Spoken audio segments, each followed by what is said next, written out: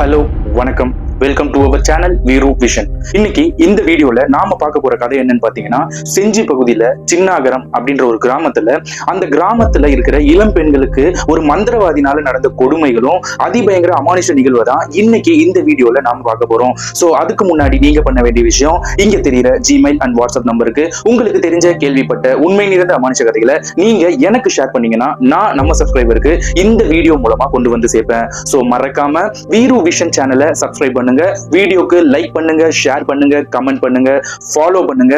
வாங்க இன்னைக்கு வீடியோக்குள்ள போலாம்.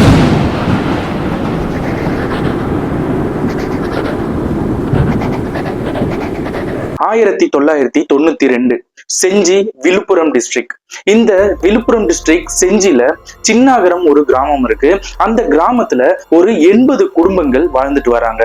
அந்த கிராமத்துல வெங்கடேஷ், சுரளி அம்மா, அப்புறம் அவங்களோட மகள் 23 வயசு மதிக்கத்தக்க பார்வதி, இவங்க குடும்பமும் அந்த கிராமத்துல தான் வாழ்ந்துட்டு வராங்க. இவங்க அந்த ஊர்லயும் சரி, அந்த ஊர்ல இருந்து பக்கத்துல எங்கேயாவது செங்கல் சூளையில வேலை இருந்ததுன்னா இந்த குடும்பத்தை சேர்ந்த இந்த 3 நபரும் போய் அங்க வேலை செஞ்சு தன்னோட அன்றாட வாழ்க்கையை நடத்திட்டு வராங்க. இவங்க 3 பேரும் ஒரு நாளைக்கு அந்த செங்கல் சூளையில போய் வேலை செஞ்சாங்கன்னா 70 ரூபாய் அவங்களுக்கு சம்பளமா கிடைக்கும். அதை வச்சுதான் இவங்களோட வாழ்க்கையை இவங்க மேம்படுத்திட்டும் வராங்க. அந்த மாதிரி நேரத்துல அந்த காலகட்டத்துல அந்த ஊர்ல அம்மை நோய் பரவ ஆரம்பிக்குது. அந்த அம்மை நோய் அந்த காலகட்டத்துல ரொம்பவும் ஒரு தீவிரமான ஒரு பயங்கரமான காய்ச்சலா அல்லது ஒரு நோயா கருதப்பட்டது. இந்த அம்மை நோய் அந்த சின்னாகரம் அப்படின்ற கிராமத்தை பெரிதளவுல பாதிப்படைய வைக்குது.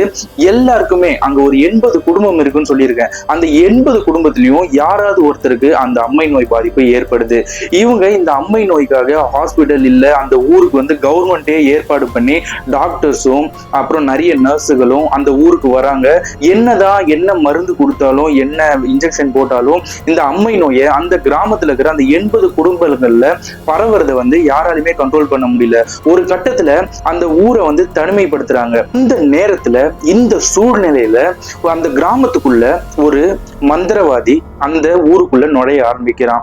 அந்த மந்திரவாதி ஊருக்குள்ள நுழைஞ்சதும் என்ன பண்றான்னா, இந்த ஊர்ல அம்மை நோய் பாதிப்பு இருக்கு, அதிகமா இருக்கு அப்படின்றத புரிஞ்சுக்கிட்ட அந்த மந்திரவாதி என்ன சொல்றான்னா, அந்த ஊர்க்காரங்க வீட்டு வாசல்ல ஒவ்வொரு வீட்டுக்கா போறான்.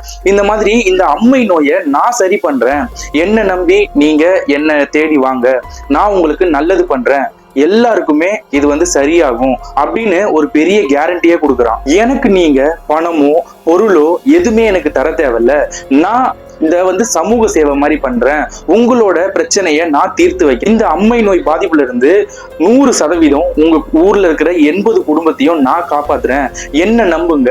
டெய்லியும் நீங்க சாப்பிடுற சாப்பாடு, ஒருவேளை சாப்பாடுல எனக்கு பகுதி கொடுத்தா போதும், நான் அதை சாப்பிட்டுட்டு உங்களுக்கு நல்லது செஞ்சுட்டு நான் இந்த கிராமத்திலேயே வாழ்ந்துக்கிறேன் அப்படின்னு சொல்லி ஒரு மிகப்பெரிய நம்பிக்கையை அந்த ஊர் மக்களுக்கு இவன் ஒரு வார்த்தையால விதைக்கிறான். இதை கேட்டு பெரிய பிரச்சனையில இருக்கிற அந்த ஊர்க்காரங்க எல்லாருமே என்ன முடிவு பண்றாங்கன்னா, ஏதோ கடவுளே இவனை அமுச்சு வச்சிருக்காங்க, நம்மளை காப்பாத்துறதுக்காக அந்த கடவுள் ரூபமா இவரை பார்க்க ஆரம்பிக்கிறாங்க. உடனே என்ன பண்றாங்கன்னா, அந்த ஊர்க்காரங்க மொத்தமும் சேர்ந்து இவனை கடவுளா பாவிச்சு எங்களை குணப்படுத்துங்க அப்படின்னு சொல்லி கையெடுத்து கும்பிடுறாங்க. வெங்கடேஷ் குடும்பமும் இதுல ஒருத்தங்க தான்.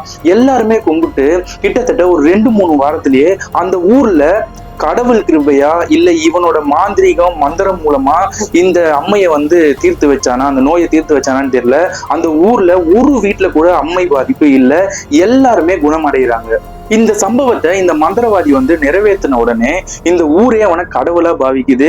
இவனுக்கு டெய்லியும் 3 வேளையும் சாப்பாடு கொடுக்கறது, அவனுக்கு தேவையான உபகரணங்கள் எல்லாமே கொடுத்து அவனை கடவுள் மாதிரி பார்க்க ஆரம்பிக்கிறாங்க.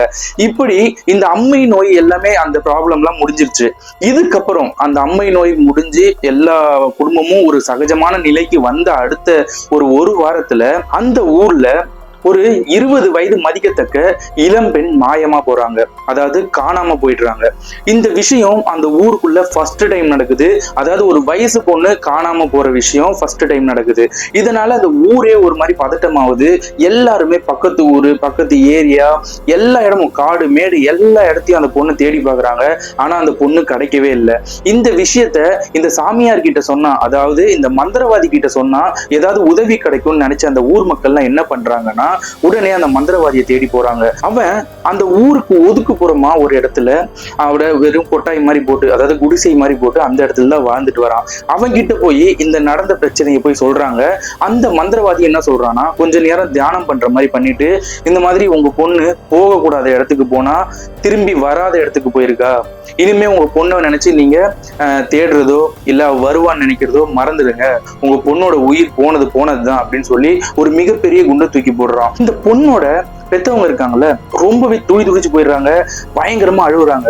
எப்படியாவது என் பொண்ணை காப்பாத்தி கொடுங்க, அவ எங்க இருக்கானாவது சொல்லுங்க, நாங்க போய் கூட்டிட்டு வரோம் அப்படின்னு சொல்லும் போது அந்த மந்திரவாதி என்ன சொல்றான்னா, உங்க பொண்ணை கூட்டிட்டு வர முடியாத இடத்துக்கு அங்க போயிட்டா, இதுக்கு மேல உங்க பொண்ணை மறந்துருங்க, உங்களோட அன்றாட வேலையை பார்க்க ஆரம்பிங்க அப்படின்னு சொல்லி அந்த மந்திரவாதி அந்த வார்த்தையை சொல்லி முடிக்கிறான். இந்த ஊர் மக்களும் என்ன பண்றது ஏது பண்றதுன்னு தெரியாம ஒரு கடவுளா நினைக்கிற ஒருத்தர் இந்த விஷயத்த சொல்றாரு. அம்மைன்ற ஒரு பெரிய நோயை இந்த ஊருக்கே தீர்த்து வச்சிருக்காரு, அப்போ இவர் சொல்றது உண்மையாதான் இருக்கும் அப்படின்னு நம்பின அந்த ஊர் மக்கள் என்ன பண்றாங்கன்னா, அந்த இடத்துல இருந்து கலைய ஆரம்பிக்கிறாங்க. இந்த மந்திரவாதி ஒரு வார்த்தை சொன்னான்னா அது தேவ வாக்கு அப்படின்ற அளவுக்கு இந்த மந்திரவாதி அந்த ஊர் மக்களை ஒரு கண்ட்ரோல்ல வைக்கிற அளவுக்கு அந்த சூழலை அந்த மக்களுக்கு இந்த மந்திரவாதி உருவாக்குறான். என்னதான் மந்திரவாதி அவங்க பொண்ணு திரும்பி வராதுன்னு சொன்னாலும் இந்த பெத்தவங்களுக்கு மனசு கேட்கல, தேடிக்கிட்டே தான் இருக்காங்க. அந்த ஊர் மக்கள்லாம் அவங்களோட முயற்சியை கைவிட ஆரம்பிக்கிறாங்க. ஏன்னா அவங்களோட அன்றாட வாழ்க்கையை பார்க்கணும், அவங்களோட குடும்பத்தை பார்க்கணும் அப்படின்னு நினைச்ச அந்த ஊர் மக்கள் என்ன பண்றாங்கன்னா, அந்த குடும்பத்துக்கு வெறும் ஆறுதல் மூலமா வார்த்தைகள் மூலமா சொல்லிட்டு, இதுக்கப்புறம் உன் பொண்ணு வரமாட்டான், அதான் அந்த மந்திரவாதியை சொல்லிட்டாரு, நீ போய் இருக்கிற உன் பிள்ளைங்களையும் பொண்டாட்டியும் பாரு அப்படின்னு சொல்லி அந்த குடும்பத்துக்கு ஒரு வார்த்தையை சொல்லிட்டு அவங்க அந்த பொண்ணை தேடுறத கொஞ்சம் கொஞ்சமா மறக்க ஆரம்பிக்கிறாங்க. கிட்டத்தட்ட ஒரு 2 வாரம் அந்த பொண்ணை தேடி ஓஞ்சி அந்த குடும்பமே சரி அவ போயிட்டா, இதுக்கப்புறம் நம்ம பொண்ணு கிடைக்க மாட்டா அப்படின்னு ஒரு மனநிலைக்கே உருவாகிற அளவுக்கு அவங்களோட அந்த சிச்சுவேஷன் கிரியேட் ஆக ஆரம்பிக்குது. அடுத்தடுத்து இந்த கிராமத்துல இரவு நேரத்துல மர்மமான சம்பவங்கள் நடக்க ஆரம்பிக்குது. அதாவது நைட்டு ஒரு வீட்டுல ஒருத்தவங்க தூங்கிட்டு இருக்காங்கன்னா அவங்க வீட்டு கதவு பயங்கர ஆக்ரோஷமா யாரோ தட்டுற மாதிரியும், திறந்து பார்த்தா யாருமே இல்லை. ஆனா அந்த இடத்துல ஒரு பயங்கரமான துர்நாற்றம் அடிக்குது. இது ஒரு வீட்டுல இல்லைங்க, அந்த கிராமத்துல இருக்கிற 80 வீட்லயும் நடக்க ஆரம்பிக்குது.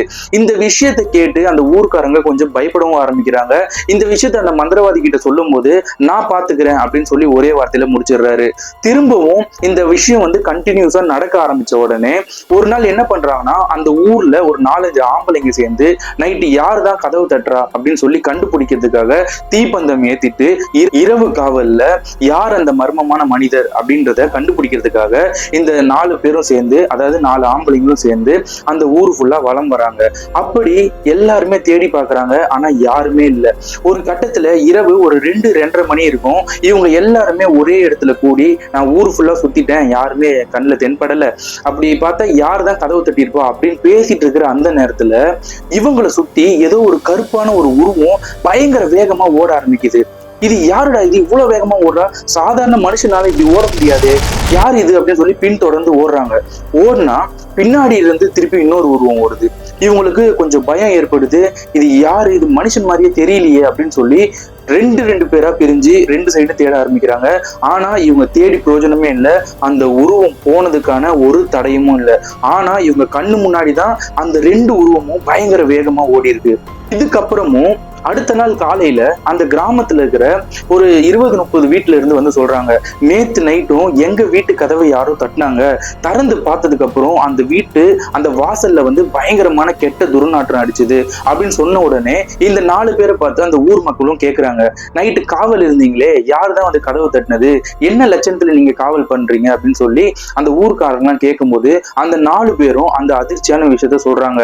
நேத்து நைட்டு கிட்டத்தட்ட இரவு 2 மணி வரைக்கும் நாங்க ஊர் ஃபுல்லா வலம் வந்தோம், எங்க கண்ணுல யாருமே தென்படல, ஆனா இரவு 2:30 மணிக்கு மேல யாரோ ஒருத்தர் பயங்கர கருப்பா, அது மனுஷன் மாதிரியே இல்ல, 2 உருவம் பார்த்தோம், அது ஓடின திசையை நோக்கி நான் 2 பேரா பிரிஞ்சு போய் தேடணும், ஆனா அது எங்க கண்ணுல கண்ணுல மாட்டவே இல்லை. அது எப்படி அவ்வளவு வேகமா ஓடிச்சுன்னு எங்களுக்கு தெரியல. இது சாதாரண விஷயம் மாதிரி தெரியல, ஏதோ ஒரு அமானுஷமான விஷயம் மாதிரி தெரியுதுன்னு அந்த ஊர் மக்கள் முன்னாடி இந்த விஷயத்த போட்டு உடைக்கிறாங்க. இதனால இந்த ஊர் மக்கள் எல்லாருமே பயங்கரமா பயப்பட ஆரம்பிக்கிறாங்க. இந்த விஷயத்த கொண்டு போய் அந்த மந்திரவாதி கிட்டயும் சொல்றாங்க. அந்த மந்திரவாதி அந்த நேரத்துல ஒரு விஷயம் சொல்றான், இந்த விஷயத்த நான் சரி பண்றேன், அதுக்கு நீங்க பண்ண வேண்டிய விஷயம், இந்த கிராமத்துல ஒவ்வொரு வீட்டுல எந்தெந்த வீட்டுல வயசு பொண்ணுங்க, அதாவது வயசுக்கு வந்த பொண்ணுங்க இருக்காங்களோ அந்த பெண்களை இரவு 12 மணிக்கு மேல வீட்டுக்கு வெளியே ஒரு அகல் விளக்கை ஏத்தி வைக்க சொல்லுங்க. அதுக்கப்புறம் அடுத்த நாள் காலையில அவங்க தலையில வச்ச மல்லிப்பூவை என்கிட்ட வந்து காணிக்க மாதிரி கொடுத்துட்டு போங்க. இதுக்கப்புறம் உங்களுக்கு எந்த பிரச்சனையும் வராம நான் பாத்துக்கிறேன், நான் முயற்சி பண்றேன், இந்த பிரச்சனையை முடிக்கிறதுக்கு நான் முயற்சி பண்றேன் அப்படின்னு சொல்லி ஒரு வாக்கு கொடுக்குறாரு. இந்த விஷயத்தை கேட்ட உடனே எல்லாருமே அந்த ஊர் மக்கள்ல எல்லாருமே ஒத்துக்கிறாங்க. ஒத்துக்கிட்டு யார் யார் வீட்டுல வயசுக்கு வந்த பெண் இருக்காங்களோ அவங்க எல்லாருமே நைட்டு 12 மணிக்கு மேல தன்னோட வீட்டு வாசலுக்கு வெளியே அகல் விளக்குல விளக்கேத்தி வச்சுட்டு அவர் சொன்ன மாதிரியே விடியற் காலையில அவங்க தலையில ஒரு முழம் பூ வச்சு அந்த பூவை கையோடு எடுத்துட்டு போயிட்டு அந்த மந்திரவாதி கிட்ட கொடுத்து ஆசீர்வாதமும் வாங்கிட்டு வராங்க. இப்படி அந்த அவன் சொன்ன ப்ராசஸ் எல்லாமே பண்ணிட்டாங்க. இது எல்லாம் பண்ணி அந்த பிரச்சனை முடிஞ்சுதான்னு கேட்டீங்கன்னா இல்ல, இதுக்கப்புறம் தான் பிரச்சனை பெருசாகுது. அந்த மல்லிப்பூவோ ஏதோ ஒரு பூ தலையில வச்சு கொடுத்தாங்கல்ல அந்த மந்திரவாதி கிட்ட, அந்த பூவை கொடுத்ததுக்கு அப்புறமா எந்தெந்த வீட்டுல அந்த வயசு பெண்கள் இருக்காங்களோ அத்தனை பேரும் கடும் வயிற்று வலியால கஷ்டப்படுறாங்க. சில பேர் உடம்பு சரியில்லாம ரொம்ப மெலிந்து போறாங்க, சாப்பிட மாட்டாங்க, ரொம்ப கஷ்டத்தை அனுபவிக்கிறாங்க. இவ்வளவு பிரச்சனை நடக்கும் போதும் இந்த ஊர் மக்களும் சரி அந்த பெற்றோர்களும் சரி தன்னோட பெண்ணுக்கு ஏதோ நடக்குதுன்றத சாதாரணமா எடுத்துக்கிறாங்க. இது சாமியார்னா அந்த மந்திரவாதினாலதான் நடக்குது அப்படின்னு கொஞ்சம் கூட டவுட் வரல. ஏன்னா அந்த அளவுக்கு மக்களை அப்படி நம்ப வச்சிருக்கான். இது மட்டும் இல்லைங்க, இந்த மாதிரி சாதாரணமா சாப்பிடாம உடம்பு சரியில்லாம அப்படி இருந்தா பரவாயில்ல, அதை விட ஒரு அதிபயங்கரமான சம்பவம் நடக்குது. தன்னோட பெற்றோர்கள் அதாவது பேரண்ட்ஸ் வீட்லயே இருக்கும் போதே அந்த வயசு பெண்கள் என்ன பண்றாங்கன்னா, அதாவது வயதுக்கு வந்த பெண்கள் என்ன பண்றாங்கன்னா, தன்னோட ஆடைகளை பெத்தவங்க முன்னாடியே நிர்வாணமா கழட்டிட்டு தன்னோட வீட்டு வாசல கதவை திறந்து வச்சுட்டு யாருமே இல்லாத அந்த இடத்த பார்த்து இரவு 11 மணிக்கு மேல இல்ல 12 மணிக்கு மேல, பாரு என் உடம்ப பாரு, நான் இன்னைக்கு வரவா, என்ன கூட்டிட்டு போ அப்படின்னு சொல்லி அந்த வாசலை பார்த்து ஒரு மாதிரி ரொம்ப ஆர்வமாகவும் சிரிச்சுக்கிட்டே அவங்க கண்களை பார்த்தா பயங்கர பிரகாசமா, ரொம்ப எப்படி சொல்றது, ஒரு விஷயத்தை எதிர்பார்த்து நம்ம போவோம் தெரியுமா, அந்த மாதிரி ஒரு ஆர்வத்தோட அந்த கதவை பார்த்து பேச ஆரம்பிக்கிறாங்க. இந்த விஷயத்த அந்த பேரண்ட்ஸ் எல்லாம் பார்த்துட்டு பயங்கரமா பயந்து போறாங்க. என்னடா இது, வயசு பொண்ணு இப்படி பண்றாலே, பெத்தவங்க நம்ம இருக்கும் போதே நம்ம கண்ணு முன்னாடியே இப்படி எல்லாம் நடக்குது, இது என்ன, நம்ம ஊர்ல புதுசா ஏதேதோ பிரச்சனைகள் வருது, என்னன்னே தெரியலையே அப்படின்னு சொல்லி எந்தெந்த பெண்கள் அப்படி பண்றாங்களோ அந்தந்த பேரண்ட்ஸ் எல்லாருமே, அதாவது பெத்தவங்க எல்லாருமே அடுத்த நாள் காலையில ஊர்ல ஒரு கூட்டம் மாதிரி கூடி இந்த பிரச்சனைகளை சொல்லி, என்ன பிரச்சனைனே தெரியல, நம்ம ஊருக்கு ஏதாவது ஒரு தீர்வு கொண்டு வரணும் அப்படின்னு சொல்லி எல்லாம் திரும்பவும் அந்த மந்திரவாதி கிட்ட தான் கொண்டு போய் இந்த பிரச்சனையை சொல்றாங்க. அந்த மந்திரவாதி சொல்ற விஷயம் என்னன்னா, நான் இப்பதான் என்னோட பூஜைகளை ஸ்டார்ட் பண்ணிருக்கேன், இனிமேதான் அந்த பிரச்சனையை என்னால முடிவு கொண்டு வர முடியும், கொஞ்சம் பொறுமையா இருங்க அப்படின்னு சொல்லி அந்த மக்களை திரும்ப ஏமாத்திக்கிட்டு தான் இருக்கான். இந்த ஊர்ல இவ்வளவு பெரிய பிரச்சனை நடக்குது. இவ்வளவு பிரச்சனைக்கும் நடுவுல நம்ம வெங்கடேஷ், சுருளியம்மா, அவங்களோட பொண்ணு பார்வதி இருக்காங்களே, அவங்களோட குடும்பத்துல எந்த பிரச்சனையும் இல்லை, ரொம்ப நார்மலா இருக்காங்க. அந்த பெண்ணும் ரொம்ப நார்மலா இருக்கா. இத்தனைக்கும் காரணம் என்னன்னு கேட்டீங்கன்னா, இவர் கும்பிடுற அந்த திருவண்ணாமலை அண்ணாமலையார் தான்.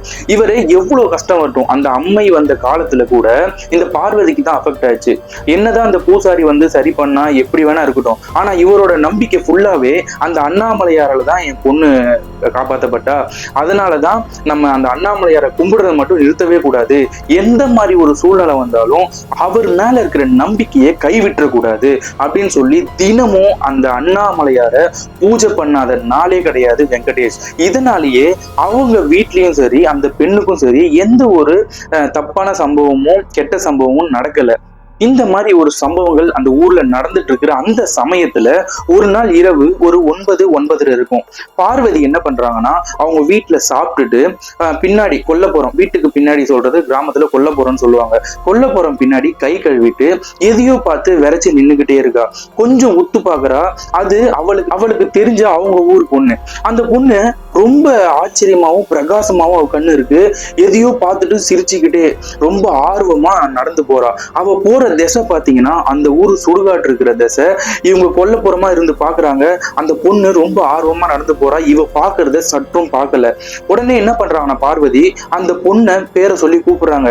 எங்கடி போற இந்த இருட்டுல, எங்கடி போற, நில்லுடி அப்படின்னு சொல்லி பார்வதி கத்துறாங்க. ஆனா கொஞ்சம் கூட அந்த பொண்ணு இவங்களுக்கு ரெஸ்பான்ஸே பண்ணல. உடனே பயங்கரமா கத்த ஆரம்பிச்ச உடனே அந்த பொண்ணு இவளை எப்படியாவது பார்த்துடலாம், அந்த வசியத்துல இருந்து எப்படியாவது திரும்பி பார்வதியை பார்த்துடலாம்னு நினைக்கும் போது சடனா அந்த நடந்து போற பொண்ணு கைய யாரோ ஒருத்தர் பயங்கர ஆக்ரோஷமா பிடிச்சி இழுக்கிறாங்க. அந்த கைய பார்வதி ஒத்து பாக்குறா. பயங்கர ரத்தம் வடிய வடிய நிறைய கோர முடிகளும் பயங்கரமான ஒரு உருவம் அப்படி சிவந்த கண்களோட அப்படியே அந்த பொண்ணை இழுத்துட்டு தரன்னு போகுது. ஆனா அந்த பொண்ணு ரொம்பவும் பதட்டம் இல்லாம பயங்கர சந்தோஷமும் ஆர்வமும் அவ கண்ணுல அந்த பிரகாசமும் எங்கேயோ அவசரமா போற மாதிரி நடந்து போய்கிட்டே இருக்கா. இந்த விஷயத்த பார்த்து பயங்கரமா கத்துறா. அந்த உருவத்தை பார்த்துட்டா பயங்கரமா கத்துறா பார்வதி. உடனே வீட்டுக்குள்ள இருந்து வெங்கடேஷ் அலறி அடிச்சுட்டு ஓடி வராரு. என்னமாச்சு அப்படின்னு கேட்கும்போது அவ எதுவுமே பேசாம மூச்சு வாங்கிட்டு கையை நீட்டி அங்க பாருங்கப்பா அப்படின்னு சொல்ற. இவ கை நீட்டுறால அந்த திசையை பார்த்து வெங்கடேஷ் அப்படியே ஷாக் ஆகி நிக்கிறான். என்ன பண்றதுன்னு தெரியல. டப்புன்னு பார்வதியோட கண்ணை மூடி சுருளியம்மா அவங்களோட ஒய்ஃபை கூப்பிடுறாரு. வாடி வெளியே வா அப்படின்னு சொல்லி கூப்பிடுறாரு. அவங்களும் பதட்டம் ஓடி வராங்க. புள்ளைய உள்ள கூட்டு போன்னு சொல்றேன்ல அப்படின்னு சொல்லி பார்வதியை உள்ள அனுப்புறாங்க. இவரு உத்து பாக்குறாரு. அந்த இடத்துல கிட்டத்தட்ட ஒரு 7 அடி 8 அடிக்கு அந்த 2 உருவம் இருந்திருக்கு. அந்த 2 உருவத்துக்கு நடுவுல தான் இந்த பெண் நடந்து போறாங்க. அந்த 2 உருவமும் 2 கைகளை பிடிச்சி ஏதோ ஒரு இடத்துக்கு இந்த பெண்ணை அழைச்சிட்டு போகுது. இந்த திசை நம்ம வெங்கடேஷ் கிளியரா தெரியும். இந்த வழியா போனா சுடுகாட்டுக்கு தான் போக முடியும். இந்த பெண்ணை இந்த உருவங்கள் எதுக்கு அங்க கூட்டு போகுது அப்படின்னு சொல்லி இவருக்கு ஒரு பெரிய பதட்டம். ஆனா ஏதோ ஒரு சம்பவம் இந்த ஊர்ல நடக்குது அப்படின்னு புரிஞ்சுக்கிட்ட வெங்கடேஷ் என்ன பண்றாருன்னா அவங்க ஒய்ஃப் கிட்ட போயிட்டு பொண்ணை பத்திரமா பாத்துக்கோ அப்படின்னு சொல்லி பக்கத்துல இருக்கிற ஒரு 2 ஆண்களை கூப்பிட்டுட்டு எந்த பிரச்சனைன்னு சொல்லல, வாங்க என் கூட அப்படின்னு சொல்லி அவசரமா போறாங்க. அந்த சுடுகாட்டை நோக்கி போன வெங்கடேஷ் அந்த 2 ஆண்களும் ஒரு புதர் மண்டி இருக்கு அந்த இடத்துல உட்காந்து மறைஞ்சு ஒளிஞ்சுக்கிறாங்க. அப்படியே ஒளிஞ்சிட்டு அந்த சுடுகாட்டை நோக்கி பாக்குறாங்க. அந்த சுடுகாட்டு எரிமேடையில இங்க இருந்து நடந்து போன பெண் என்ன பண்றாங்கன்னா அந்த எரிமேடையில அந்த பெண் உடம்புல ஒட்டு துணி இல்லாம நிர்வாணமா படுத்திருக்காங்க. யாரையோ தலையை திருப்பி பார்த்து சிரிச்சுக்கிட்டே ஆர்வமா பார்த்துட்டு இருக்காங்க. இவங்க பாக்குறத இவங்க 3 பேரும் பார்த்து அதிர்ச்சி ஆயிடுறாங்க. என்னடா இந்த பெண்ணு ஒரு பொணம் எரிக்கிற இடத்துல அதுவும் நிர்வாணமா படுத்துட்டு யாரு அந்த சைடு பார்த்து ரொம்ப ஆர்வமா சிரிக்கிறா அப்படின்னு சொல்லி உத்து கவனிக்கிறாங்க. அந்த சமயத்துல அந்த இடத்துல இருந்து அந்த பொண்ணு நோக்கி நடந்து வர உருவத்தை கவனிக்கிறாங்க. அது வேற யாரும் இல்ல, இந்த ஊர்ல நான் தான் சாமி, உங்களுக்கு நான் தான் நல்லது பண்ண போறேன்னு சொல்லி ஒரு மந்திரவாதி வந்திருக்கான் பாத்தீங்களா, அவன் உடம்பு ஃபுல்லா ஒரு கோழி ரத்தத்தை தடவிட்டு, கோழி வாயில கடிச்சிட்டு அந்த ரத்தத்தை உடம்பு ஃபுல்லா தடவிக்கிட்டு நிர்வாணமா நடந்து இந்த பொண்ணோட அந்த எரிமேடையில உடலுறவு கொள்றதுக்கு வரான். இந்த விஷயத்தை பார்த்து அந்த 3 பேரும் அதிர்ச்சி அடைகிறாங்க. அதுல கூட வெங்கடேஷ் கூட வந்த 2 பேரும் என்ன பண்றாங்கன்னா உடனே ஏஞ்சி போய் அடிக்கலாம் அப்படின்னு முயற்சி பண்ணும் போது வெங்கடேஷ் 2 பேரையும் தடுக்கிறாரு. 1 நிமிஷம் வெயிட் பண்ணுங்க, அந்த சுடுகாட்டுக்கு வெளியே நல்லா உத்து பாருங்க அப்படின்னு சொல்றாரு. உத்து பார்க்கும்போது தான் இவங்களுக்கு புரியுது, அந்த சுடுகாட்டுக்கு வெளியே 2 பிசாசு பயங்கர ஆக்ரோஷமா ரொம்ப ரத்த வெறி பிடிச்ச ஒரு பிசாசுகள் அவ்வளோ ரணகொடூரமா அவர் வாழ்க்கையில பார்த்ததே இல்லையா. அந்த மாதிரி அந்த பேய்கள் பிசாசுகள் என்ன பண்ணுதுன்னா இவங்களுக்கு அந்த காரியம் முடிகிற வரை, அதாவது அந்த மந்திரவாதி ஒரு செயல்ல ஈடுபடுறான் பாத்தீங்களா, அதுக்காக காவலுக்கு நிக்கிற மாதிரி இந்த 2 அந்த பிசாசுகளும் வெளியே நிக்கிறத இவங்க 3 பேரும் பாத்துடுறாங்க. உடனே வெங்கடேஷ் என்ன சொல்றாருன்னா நம்ம உடனே போய் நம்ம ஊனு கத்தி இதெல்லாம் நம்மளால தடுக்க முடியாது, அப்படி நம்ம தடுக்கணும்னு நினைச்சா நம்ம 3 பேர் உயிரும் இங்கேயே போயிடும், அந்த பெண்ணோட உயிரும் இங்கேயே போயிடும். அதனால நம்ம பொறுமையா இருக்கலாம், நாளைக்கு என்ன முடிவு எடுக்கிறதுன்றத முடிவு பண்ணுவோம் அப்படின்னு சொல்லி அவங்கள தடுத்து நிறுத்தி அந்த புதர் மண்டி இருக்கிற அந்த புதர்லயே ஒளிஞ்சுக்கிறாங்க 3 பேரும். ஒரு கட்டத்துல அந்த மந்திரவாதி அந்த பெண்ணுடன் உடல் உறவு வச்சிருக்கான் பாத்தீங்களா அந்த எரிமேடையில, அது எல்லாத்தையும் முடிச்சதுக்கு அப்புறம் அந்த பெண்ணை அந்த வலது கையில ஒரு கத்தியால கீறுறான். கீறிட்டு அந்த பொண்ணை அங்க இருந்து ஏதோ நெத்தியில கைய வச்சு சொல்றானா. அப்படி சொன்ன உடனே அந்த பொண்ணு நார்மலா நடந்து போற மாதிரி வீட்டுக்கு போறா. இந்த விஷயத்தை இந்த 3 பேரும் பாக்குறாங்க. சரி உடனே கிளம்பிடலாமா அப்படின்னு பார்த்தா அந்த 2 பிசாசுகளும் அந்த சுடுகாட்டுக்கு வெளியே தான் இருக்கு. அந்த மந்திரவாதியும் அந்த சுடுகாட்டுக்குள்ளதான் இருக்கான். இப்படி கிட்டத்தட்ட 3-3:30 வரைக்கும் வெயிட் பண்றாங்க. அப்பதான் 3:30 மணிக்கு மேலதான் அந்த மந்திரவாதியும் அங்க இருக்கிற 2 பிசாசுகளும் மறைஞ்சு போகுது. அந்த மந்திரவாதி அந்த சுடுகாட்டுல இருந்து வெளியே போறான். இவங்க கிட்டத்தட்ட ஒரு 4-4:30 மேலதான் அந்த புதர்ல இருந்தே வெளியே வராங்க. வெளியே வந்து அவசர அவசரமா வீட்டுக்கு போயிட்டு வெங்கடேஷும் அந்த 2 நபர்களும் அவங்க வீட்டுல விஷயத்த சொல்றாங்க. அவங்க வீட்டுல இருக்கிற மனைவிகள் எல்லாருமே பயங்கரமா பயப்படுறாங்க. இந்த விஷயத்த உடனே சரி பண்ணணும் அப்படின்னு சொல்லி வெங்கடேஷ் ஒரு முடிவு எடுக்கிறாரு. வெங்கடேஷும் அந்த 2 நபர்களும் சேர்ந்து இந்த விஷயத்தை இப்போதைக்கு ஊர்ல சொல்ல வேணாம். ஊர்ல சொன்னா அந்த மந்திரவாதினால இந்த ஊருக்கே பெரிய பிரச்சனை வந்துடும். நம்மளுக்கு இந்த விஷயம் தெரிஞ்சிருச்சு அப்படின்னு அவனுக்கு தெரிஞ்சாலே இந்த ஊருக்கே அழிவுதான் அப்படின்னு முடிவு பண்ண அந்த 3 பேரை என்ன பண்றாங்கன்னா, வெங்கடேஷோட அறிவுரைப்படி திருவண்ணாமலை கிளம்பி போறாங்க. அன்னைக்கே போறாங்க. திருவண்ணாமலைக்கு போயிட்டு அங்க ஒரு சித்தரை பாக்குறாங்க. சித்தரை பார்த்து தன்னோட ஊர்ல நடக்கிற பெண்களுக்கு, அந்த இளம் பெண்களுக்கு நடக்கிற எல்லா பிரச்சனைகளையும் சொல்லி, எங்க ஊரை நீங்க காப்பாத்தணும் சாமி, அந்த அண்ணாமலையாரை நம்பிதான் வந்திருக்கேன், நீங்க தான் அவரோட அருளால எங்க ஊரை காப்பாத்தணும் அப்படின்னு சொல்லி 3 பேரும் ஒரே நேரத்துல கால்ல வந்து பயங்கரமா அழுகுறாங்க. இந்த சமயத்துல அந்த சித்தர் என்ன பண்றாருன்னா, தன்னோட ருத்ராட்ச மாலையை கையில எடுத்துட்டு ஒரு தியான நிலைக்கு போறாரு. தியான நிலைக்கு போன அந்த சித்தர் இவங்க ஊர்ல நடக்கிற அந்த பிரச்சனைய ஓரளவுக்கு தெரிஞ்சுக்கிறாரு. அதுக்கப்புறம் அந்த மந்திரவாதி என்னென்ன பண்ணான்றதையும் தெரிஞ்சுக்கிறாரு. அதுக்கப்புறம் என்ன சொல்றாருன்னா, இவங்க 3 பேரையும் கூப்பிட்டு, அந்த மந்திரவாதி வந்து சாதாரண மந்திரவாதி கிடையாது, அவன் வந்து அந்த ஊர்ல நிறைய பேய்களை தன்னோடவே கூட்டிட்டு வந்திருக்கான். இந்த மந்திரவாதி ஊருக்குள்ள வந்த உடனே முதலா ஒரு இளம் பெண் காணாம போயிருக்கா. அந்த இளம் பெண்ணை இவன் தான் உடல் உறவு கொண்டு, அப்புறம் இவனோட பூஜைக்கு நரபலி தேவைப்பட்டுச்சுன்னு அந்த பொண்ணை உயிரோடவே புதைச்சு கொண்டிருக்கான். அது மட்டும் இல்லாம இவன் இந்த ஊர்ல நிறைய பெண்களை இந்த மாதிரி உடல் உறவு வச்சிருக்கான். அது மட்டும் இல்லாம இந்த உடல் உறவு வச்ச பெண்கள் எல்லாருமே உடல் சோர்வும் நிறைய நோய்களும் அப்புறம் ரொம்ப வலிமை இழந்து காணப்பட்டிருப்பாங்க. அது மட்டும் இல்லாம இந்த பெண்களை உடல் உறவு வச்சுட்டு எந்த பெண்ணை நம்ம உடல் உறவு பண்ணி நம்மளோட காரியத்தை முடிச்சிருக்கோம் அப்படின்னு அவன் தெரிவிக்கிறதுக்காக அந்த பெண்களோட, இளம் பெண்களோட வலது கையில கத்தியால ஒரு கீறல்களும் போட்டிருப்பான். இவன் இது வரைக்கும் சீரழிச்ச அந்த இளம் பெண்கள் 12 பேர் அப்படின்னு சொல்லி ஒரு மிகப்பெரிய அதிர்ச்சி நிறைந்த பயங்கரத்தை அந்த சித்தர் வந்து இந்த வெங்கடேஷ் மற்றும் அந்த 2 நபர்களுக்கு தெரிவிக்கிறாரு. இவன் சாதாரண மந்திரவாதி கிடையாது. இவன் மிக கொடுமையான ஆவிகளையும் ஆத்மாக்களையும் தன்னோட தேவைக்காக யூஸ் பண்றவன். அதாவது அந்த ஆத்மாக்களுக்கும் அந்த பிசாசுகள், பேய்கள் இருக்குல்ல, அதுக்கு தேவையான விஷயங்களை இவன் பண்ணி கொடுக்கறதும், இவனுக்கு தேவையான விஷயங்களை அந்த பேய் பிசாசுகள் மூலமா நிறைவேற்றிக்கிறதும் தான் இவனோட வேலையாவே இருந்திருக்கு. இவனை எந்த சூழ்நிலையிலும் அழிக்கிறதோ அடக்கிறதோ மிகப்பெரிய கஷ்டம். ஆனா அந்த அண்ணாமலையார் அருளோட, அவரோட துணையோட இவனோட ஆட்டத்தை அடக்க முடியும். இவனை இந்த ஊரை விட்டு துரத்த முடியும். இவன் கூட்டிட்டு வந்த ஆத்மாக்களையும் இந்த ஊரை விட்டு துரத்த முடியும். இவனோட சக்தியை அந்த ஊர்லயே பிடுங்கி அங்கிருந்து இவனை விரட்டி அடிக்க முடியும். அதுக்கு நான் சில காரியங்கள் சொல்றேன், நம்ம அதை ஃபர்ஸ்ட் பண்ணலாம் அப்படின்னு சொல்லி இவங்க 3 பேரையும் அந்த திருவண்ணாமலை, அந்த மலை இருக்குல்ல அண்ணாமலை, அந்த திருவண்ணாமலை அந்த மலை மேல ஏற ஆரம்பிக்கிறாங்க. அங்க அந்த ஜோதிய ஏற்றும் இடத்துல சில மைகள், கருப்பு நிற மைகள் போல இருக்கு. அந்த மைய வந்து இவங்க கலெக்ட் பண்றாங்க. அதாவது அந்த மைய அங்க இருந்து எடுக்கிறாங்க. அந்த மை போன்ற திரவத்தை முடிஞ்ச அளவுக்கு எடுக்கிறாங்க. இந்த கலெக்ட் பண்ண அந்த மை போன்ற திரவத்தையும் 6 மாதம் பயங்கரமா பூஜை பண்ண, அதாவது ஒரு சக்தி நிலையில இருக்கிற ஒரு சிவலிங்கத்தை அவங்க கையில கொடுத்து, இந்த சிவலிங்கத்தை உங்க ஊர் எல்லையில வைங்க.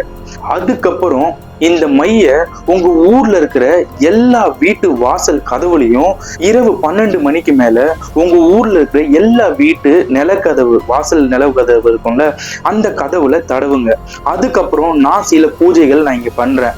ஆட்டோமேட்டிக்கா, அதாவது தானாவே அந்த அண்ணாமலையாரோட அருளால நான் செய்யற பூஜைகளின் பலனாக அந்த மந்திரவாதி, அந்த கொடூர மந்திரவாதியும் இந்த பிசாசுகளோட கூட்டமும் உங்க ஊர்ல இருந்து நிரந்தரமா வெளியே போகும் அப்படின்னு சொல்லி அவங்கள ஆசீர்வாதம் பண்ணி, அவங்கள ஆசீர்வாதம் பண்ணது மட்டும் இல்லாம சில ருத்ராட்ச மாலைகளை அவங்க கழுத்துல அணிவிச்சு, இந்த ருத்ராட்ச மாலை நைட்டு நீங்க பண்ற விஷயத்துக்கு உங்களுக்கு அந்த அண்ணாமலையார் ரூபத்திலேயே உங்களுக்கு காவலா இருக்கும், தைரியமா போய் பண்ணுங்க, உங்க ஊர் மக்களை நீங்க தான் காப்பாற்ற போறீங்க அப்படின்னு சொல்லி அவங்களை ஆசீர்வாதம் பண்ணி திருவண்ணாமலையில இருந்து செஞ்சில இருக்கிற அந்த சின்னாகரம்ன்ற கிராமத்துக்கு அனுப்பி வைக்கிறாரு.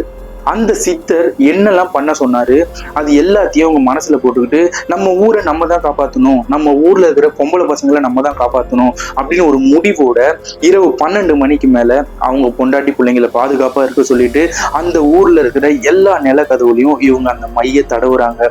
இதனால அன்னைக்கு நைட்டு கரெக்டா ஒரு 2-2:30 மேல என்ன ஆகுதுன்னா, அந்த ஊர் ஃபுல்லா பயங்கரமான அலறல் சத்தமும் கதறல் சத்தமும் ஒரு பயங்கரமான கொடிய வாய்ஸும் கேட்க ஆரம்பிக்குது. இந்த சத்தம் அந்த ஊர்ல இருக்கிற எல்லா வீட்லயும் கேக்குது. ஆனா யாருமே வெளியே வர பயப்படுறாங்க. ஏன்னா ஏற்கனவே ஊர்ல நிறைய பிரச்சனைகள் போயிட்டு இருக்கு. இந்த சத்தம் வேற இவங்கள ரொம்ப பாதிப்படைய வைக்குது. இதனால என்ன பண்றாங்கன்னா எல்லாருமே அந்த வீட்டுக்குள்ள இருந்து வெளியே வர பயங்கர அச்சமா இருக்காங்க. ஆனா என்ன நடக்குதுன்னு பாத்தீங்கன்னா, எந்த கெட்ட துஷ்ட சக்தியாலையும் எந்த வீட்டுக்குள்ளேயும் போக முடியல. இந்த அண்ணாமலையாரோட அந்த ஜோதி ஏத்துற இடத்துல இருந்து கொண்டு வந்த மை இருக்கு பாத்தீங்களா, அதோட பவர் வந்து இந்த ஊருக்குள்ள அந்த கெட்ட துஷ்ட சக்திகளை அந்த இடத்துல இருக்க விட மாட்டேங்குது. ஏதோ ஒண்ணு பண்ணி அதுங்களை வெளியே துரத்துற மாதிரி அதோட வைப்ரேஷன், அதாவது அந்த சிவனோட சக்தி அந்த ஜோதி மூலமா இறங்கும் போது அந்த மையோட பவர் எப்படி இருக்கும்னு நினைச்சு பாருங்க. அந்த பவரை தாங்க முடியாத அந்த பேய்கள் பயங்கர ஆக்ரோஷமா கத்துறதும் அலறதும் இது கண்டினியூஸா இரவு முழுக்க நடக்க ஆரம்பிக்குது அந்த ஊருக்குள்ள. இதெல்லாம் பரவாயில்ல, காலையில அந்த ஊர் மக்கள் எல்லாம் திரண்டு வந்து நின்று பேச ஆரம்பிக்கிறாங்க. இந்த விஷயத்த அந்த 3 பேரும் சேர்ந்து எல்லாத்தையும் சொல்லிடுறாங்க. இந்த மந்திரவாதி எதுக்காக நம்ம ஊருக்கு வந்தா, இவங்க என்னெல்லாம் பண்ணா, எல்லா விஷயத்தையும் சொல்லிட்டாங்க. இவங்க எல்லாருமே என்ன பண்றாங்கன்னா ஒரு முடிவு எடுக்கிறாங்கன்னா, வாங்க அந்த மந்திரவாதி போய் அடிச்சே சாவடிப்போம் அப்படின்னு சொல்லி அவன் அந்த குடிசை மாதிரி போட்டு அந்த ஊருக்கு ஒதுக்குப்புறமா இருக்கான். அந்த இடத்துக்கு போறாங்க. ஆனா அந்த மந்திரவாதியோட நிலைமை மிக மோசமா இருக்கு. அவன் ஒரு சைடு கை காலு விளங்கல, மூக்கு வாயெல்லாம் ரத்தம், அப்படியே காலை இழுத்துக்கிட்டு என்ன விட்டுரு அப்படின்னு சொல்லி ஏதோ யாருமே இல்ல அந்த இடத்துல அந்த இடத்த பார்த்து அலறி அடிச்சுட்டு அந்த ஊர்ல இருந்து ஓட ஆரம்பிக்கிறான். இந்த ஊர் மக்கள் எல்லாம் சேர்ந்து அடிக்க போகும்போது அந்த 3 பேர் என்ன சொல்றாங்கன்னா, இவனை நம்ம அடிச்சு கொன்னோம்னா இவனோட ஆத்மா இதை விட பல மடங்கு கெட்ட சக்தியா உருவாகி பல உயிர்களை எடுக்க வாய்ப்பு இருக்கு. இதைதான் அந்த சித்தர் எங்ககிட்ட சொல்லி அமிச்சாரு. அதனால இவன் நம்ம அடிச்சு சாவடிக்கலாம் தேவையில்ல, இவனை துரத்தி விட்டாச்சு, இவனோட சக்தி எல்லாமே போயிடுச்சு, இதுக்கப்புறம் இவன் ரொம்ப கஷ்டப்பட்டு சாவணும், இதுதான் இவனுக்கு கிடைக்கிற தண்டனை, அவனை விடுங்க அப்படின்னு சொல்லி பயங்கரமா அவனை துரத்துற மாதிரி எல்லாருமே அந்த சாமியார பயங்கர ஆக்ரோஷமா கோபமா பாக்குறாங்க. இந்த பார்வையெல்லாம் அவனுக்கு பிரச்சனையே இல்லை. ஆனா ஏதோ ஒரு விஷயம் அவனை இந்த ஊருக்குள்ள விடாம பண்ணுது. அதனால என்ன பண்றான்னா, அந்த ரத்தம் வடிய காலை இழுத்துக்கிட்டே அந்த ஊர் எல்லை வரைக்கும் கதறிக்கிட்டே போறான். இவனுக்கு அந்த வலி தாங்க முடியல, ஏதோ ஒண்ணு அவனை உந்துது, வெளியே போயிடு அப்படின்னு சொல்லி உந்துது. கடைசியா அவன் வெளியே போகும்போது, இனிமே இங்க வரமாட்டான் ஐயா, என்னை மன்னிச்சிடு, நான் பண்ண தப்புக்கெல்லாம் மன்னிச்சிடு அப்படின்னு சொல்லி அந்த ஊர் மக்களை பார்க்காம யாருக்குமே தெரியாது அந்த இடத்துல அந்த சிவலிங்கத்தை வச்சது. அந்த இடத்த பார்த்து கையெடுத்து கும்பிடும் போதுதான் இந்த 3 பேரும் அந்த இடத்துல சிவலிங்கம் வச்சிருக்கிறதே அந்த ஊருக்கே தெரியுது. அப்போதான் இந்த 3 பேரும் யோசிக்கிறாங்க, அந்த அண்ணாமலையாரே இவனை துரத்தி அடிச்சிருக்காரு, அவரோட அருள் எப்பவுமே இருக்கணும், அவர் தான் நம்மளை காப்பாத்தினாரு அப்படின்னு சொல்லி கையெடுத்து அந்த சிவலிங்கத்தை பார்த்து அண்ணாமலையாரே அப்படின்னு சொல்லி அந்த ஊரே சேர்ந்து அந்த சிவலிங்கத்தை பார்த்து கும்பிடும் போது அந்த ஊர்ல இருக்கிற கெட்ட சக்தி, இந்த மந்திரவாதி எல்லாரும் அந்த ஊரை விட்டு துரத்தி அடிக்கப்படுறாங்க. இப்போ வரைக்கும் இந்த ஊர் மக்களால அவங்க முன்னோர்கள் இந்த விஷயத்த சொல்லி இந்த விஷயத்தை இப்போ வரைக்கும் யாராலையுமே மறக்க முடியல, மறக்க முடியாத சம்பவமாவே இருக்கு அப்படின்னு சொல்லி நம்மளுக்கு இந்த கதையை ஷேர் பண்ண நம்ம சப்ஸ்கிரைபர் சொல்லியிருக்காரு. அது மட்டும் இல்லைங்க, இந்த மந்திரவாதி அப்புறம் உங்களுக்கு நான் நல்லது செய்யறேன், நான் தான் கடவுள் அப்படின்னு சொல்லி வரவனை நம்புறதை விட நீங்க கும்புற கடவுளை நம்புறதுதான் என்னை பொறுத்த வரைக்கும் ஒரு நல்ல வழி, நல்ல விஷயம்னு நான் நம்புறேன். நீங்க இந்த கதையை பத்தி என்ன நினைக்கிறீங்கன்னு கீழே கமெண்ட்ல சொல்லுங்க.